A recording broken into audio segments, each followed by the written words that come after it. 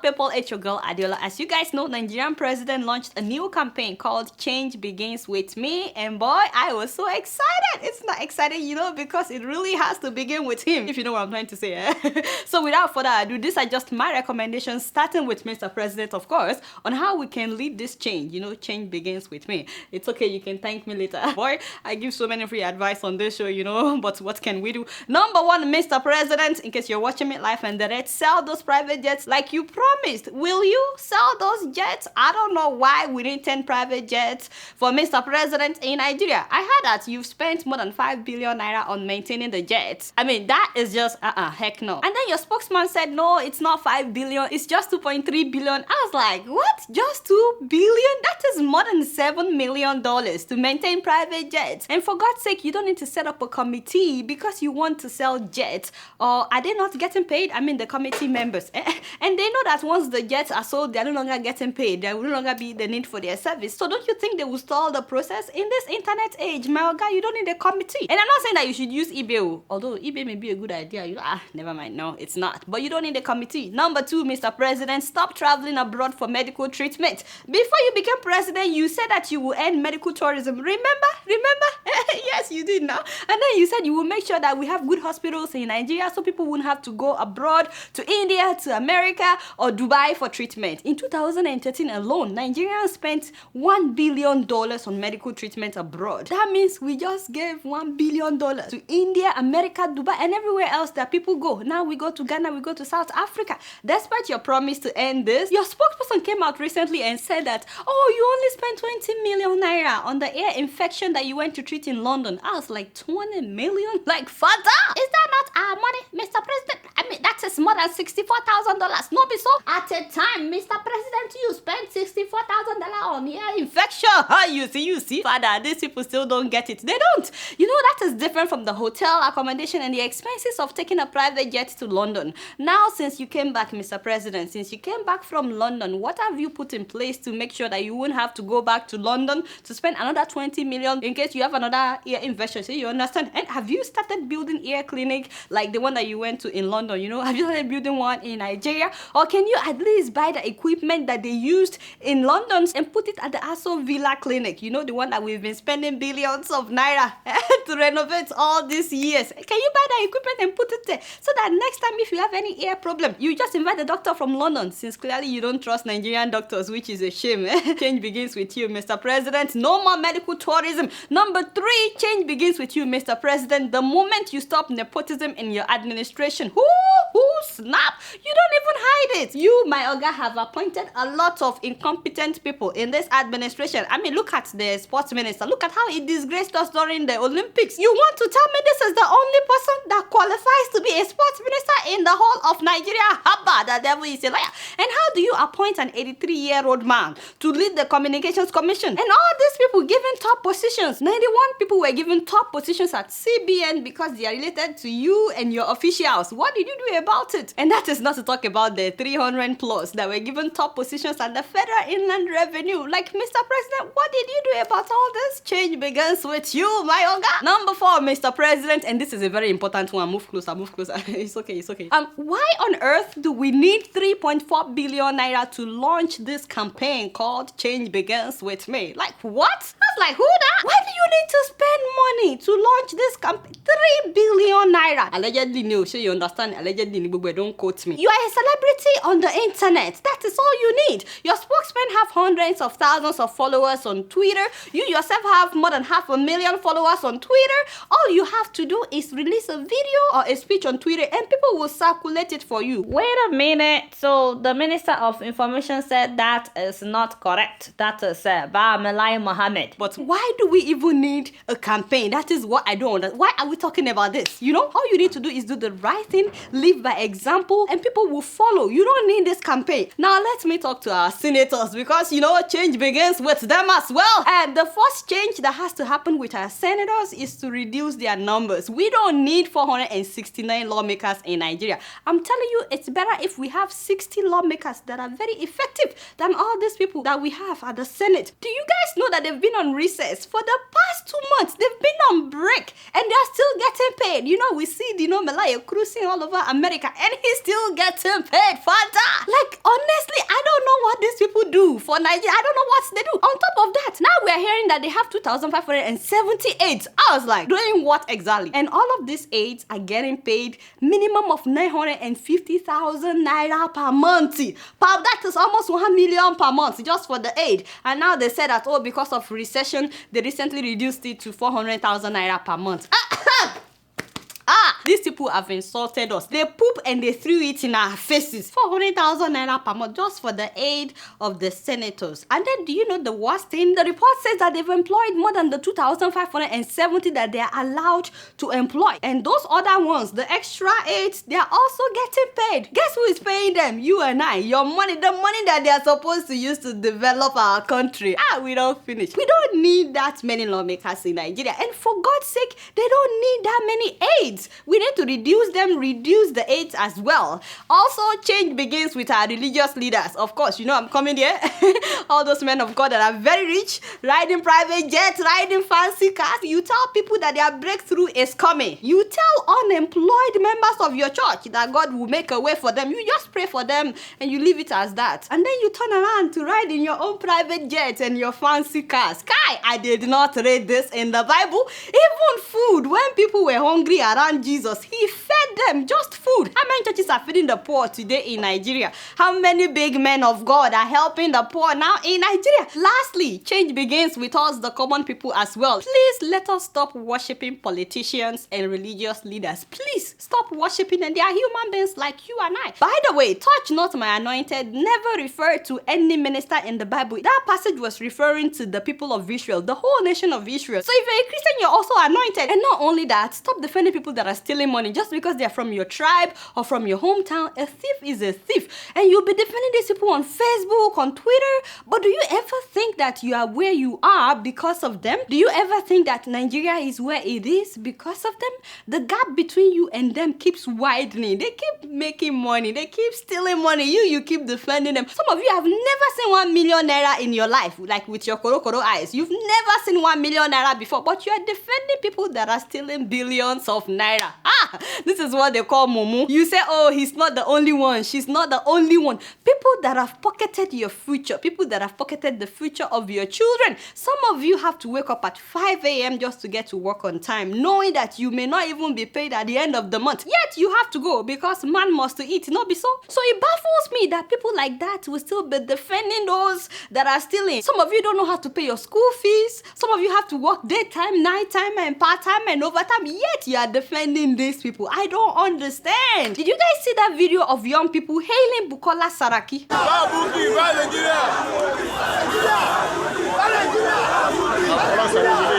See me say trouble. They are saying that without Saraki there will be no Nigeria. Hey, who is Saraki? You see, that is the mentality that I'm talking about. Look at these young Nigerians carrying placard in support of Patience Jonathan. They said that EFCC is victimizing the former first lady by freezing her bank account because of money that she cannot account for. Honestly, Faduma Daib says it best. That is the Somali woman that is running for president. She said that if we sit back and believe this hype that we are the leaders of tomorrow, we will not have a tomorrow to lead. And I believe it. If we just sit back and let these people rob our country like they're doing and let them get away with it, there will be no country for us to lead tomorrow. Anyway, you guys know I don't know much. Guess what? I'm just keeping it real. So what is going on in the Democratic Republic of Congo? The presidential election is supposed to be in November of this year. This is September, not be so.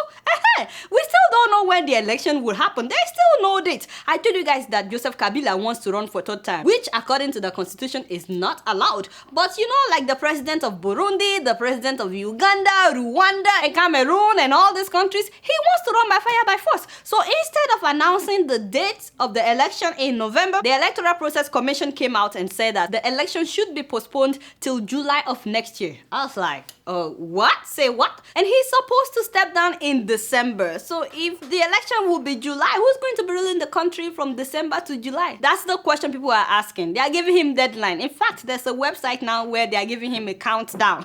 This is the countdown for Joseph Kabila to step down as the president. People are saying enough is enough. So people know that the president is the one behind it because he wants to run for third time by force. So guess what? They started protesting in Kinshasa, demanding that Kabila must step down. And guess what? police are killing these protesters. There were ugly scenes in Kinshasa as protesters gathered to demand President Joseph Kabila step down.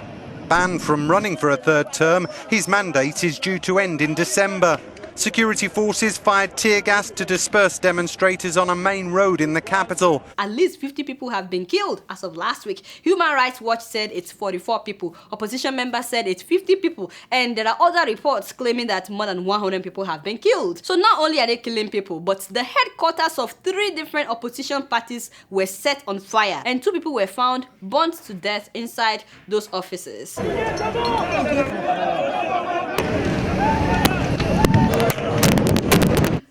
God, when will we get it right in Africa? I still don't understand why policemen would oppress their own people when you have a common enemy sitting at the presidential villa that has refused to leave. You know, Congo is believed to be the richest country in Africa. A lot of people believe that. It's arguably the richest country in Africa when it comes to natural resources, estimated at, guess how much? $24 trillion. $24 trillion is sitting in Congo. And this is what is happening. In such a country that is so rich, I'm tired. You guys not don't know much. Guess what? I'm just keeping it real.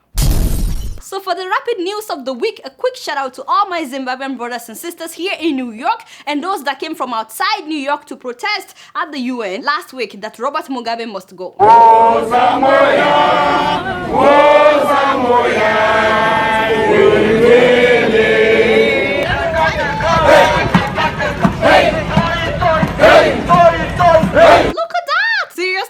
Like, whoa. The highlight for me was watching people trample on the ZANU-PF rapper that has Mugabe's face on it.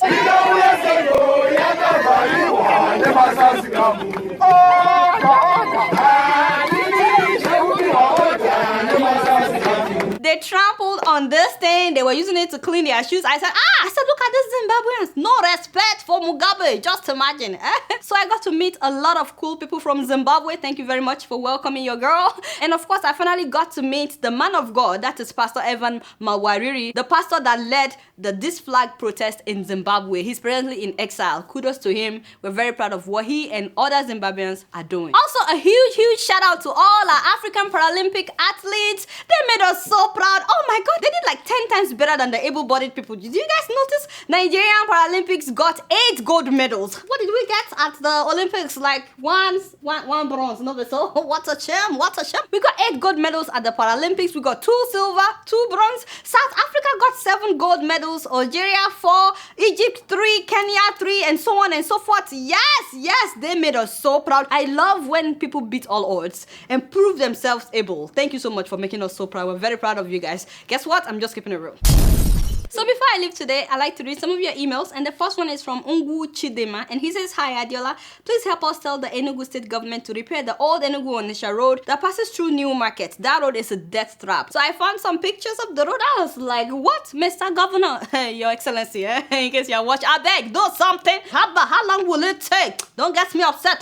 Thank you very much, my brother Ungu, for sending this email. And the second email is from Dr. Adeola Doherty. Now, about 2 weeks ago, I talked about female genital mutilation, and that was why he sent me this email. "Hi Adeola, as a man that has raised 2 beautiful women, I never realized the magnitude of this practice, and I never thought that it was so common in western region of Nigeria until this year when I saw a piece on Channels TV, or maybe it was TVC, that Osun State is #1 in Nigeria with regards to genital mutilation." Yes, it is, and it is such a huge shame. It is a shame. A lot of people assume that FGM is mostly practiced in northern Nigeria, but no, it's so common in Osun State or your Ondo and Ekiti State. Yeah, believe it or not, this thing may be going on in your backyard and you're watching me. So please help me to share that episode that I did on female genital mutilation. You know, the more people know about it, the better, because you never know. You may save a girl, you may save a lady. So please help me to circulate that video. Thanks so much for writing, Dr. Adeola Doherty. And the next email is from Akato Ehikioya, and he sent me a picture. This is the picture that he sent me, and this picture is at Akowojo Bridge towards Oshodi from the roundabout in Lagos. If you take a look at this picture very well, please zoom in, thank you very much.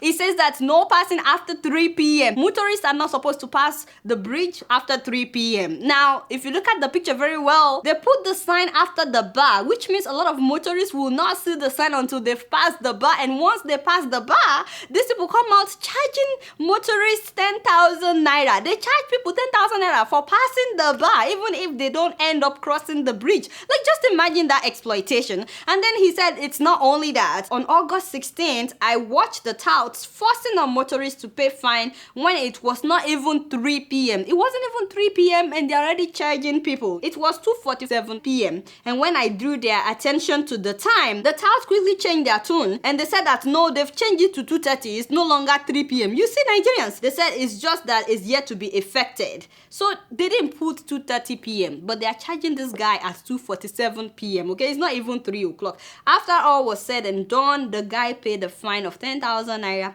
and they gave him a receipt. But they refused to put the time of incidents on the receipt. Look at Nigeria. Is somebody watching me that can help the people that pass through this bridge? They need, first of all, they need to put the sign before the bar at which they charge people. Second of all, they are exploiting people at this place. It's not fair. It's not right. I hope that the governor of Lagos would hear about this and do something. Also, before I leave, I'd like to give some shout outs. The first one is to Dr. Boni Ibhawo. That's a Nigerian-born professor at the Department of History at McMaster University in Canada, who recently got inducted into the Royal Society of Canada. Yes, we are so proud of you. Thank you so much, sir, for making us so proud. And a special thanks to Dr. Chidi Ogwamanam. He was earlier inducted into the Royal Society of Canada, and he was the one that sent me this news about the other professors. So thank you so much. And my second shout out goes to Miss Abdulkadir Islamiyat Oluwatoyin, who emerged as the best graduating student at the International University of Africa in Sudan. Yes, so kudos to you, master. And she is so beautiful. You guys don't understand. This lady lost both parents before she was 6. Yet she pulled through, and today making us all so proud. And special thanks to Alhaja Shekina Adeola, who gave her a scholarship for her primary and secondary school education. God bless you. Thank you so much. So that's all the time that I have for emails today. Please keep sending your emails to adeola.keepingitreal@gmail.com.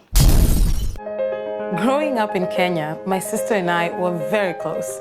But like any sisters, we fought a lot.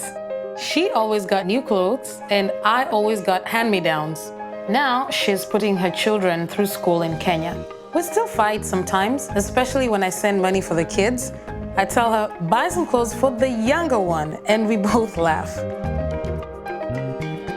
With nearly 500,000 locations, our app and online, this is moving money for better. Alright, y'all, it's been real, and I'm keeping it real right up in here. Don't forget to follow me on Facebook, Twitter, and Instagram. Until next week, I'm gonna see y'all later. Peace out.